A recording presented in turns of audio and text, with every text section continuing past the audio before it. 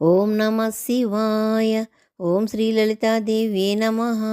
ఓం శ్రీ గురుభ్యో నమః. శివానందలహరి 86వ శ్లోకం. పూజాద్రవ్య సమృద్ధయ విరచితా పూజాం కథం కుర్మహే. పక్షిత్వం న చ వాకిటత్వం అపి న ప్రాప్తం మయా దుర్లభం.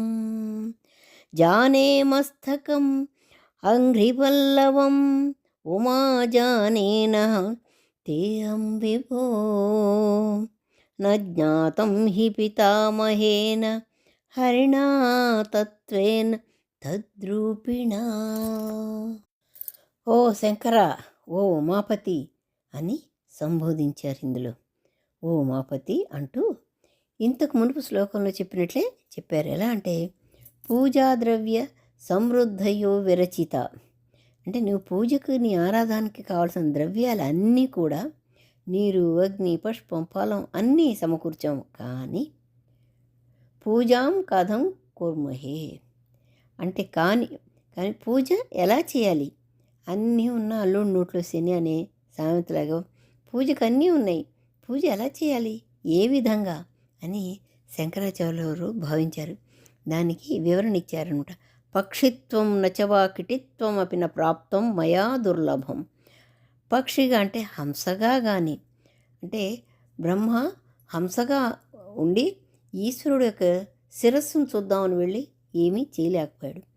వరాహ రూపంలో కానీ, అంటే వరాహ రూపంలో విష్ణువు ఈశ్వరుడు యొక్క చరణాలని చూద్దాము అని చెప్పి భూమిని బాగా తవ్వేశాడు. కానీ ఆయన దుర్లభమైంది.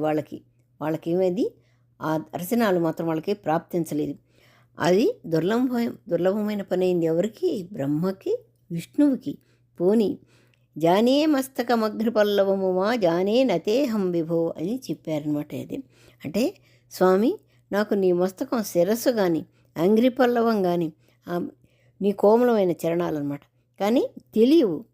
అట్లా బ్రహ్మ హంసగా మారి విష్ణువు వరాహంగా మారినా కూడా తెలుసుకోలేనిది నేనెలా తెలుసుకోగలనయ్యా అనేదాన్ని నజ్ఞాతం హి పితామహేన హరిణ తత్వాన తద్రూపిణ అని చెప్పారనమాట గురువుగారు.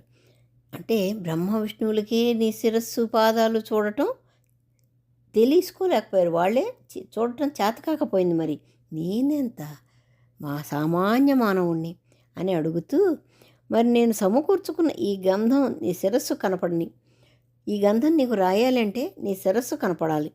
అలాగే ఈ పుష్పం నీకు పాదాల దగ్గర వదలాలి అంటే నీ కాళ్ళు కనపడాలి.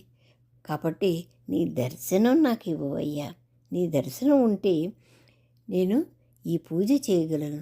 ఎటువంటి శక్తి లేనివాడిని. నువ్వు నాకు ఇవ్వవలసింది ఏంటంటే ఈ విధంగా నేను పూజ చేయగలిగే శక్తిని ఇవ్వాలి.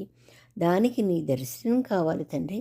నీ దర్శనం ఉంటే ఈ పూజ నేను సజావుగా చేయగలను అని చెప్పి వేడుకున్నారు శంకరాచార్యుల వారు. మనం కూడా ఓం నమః శివాయ. ఓం శ్రీ గురుభ్యో నమః.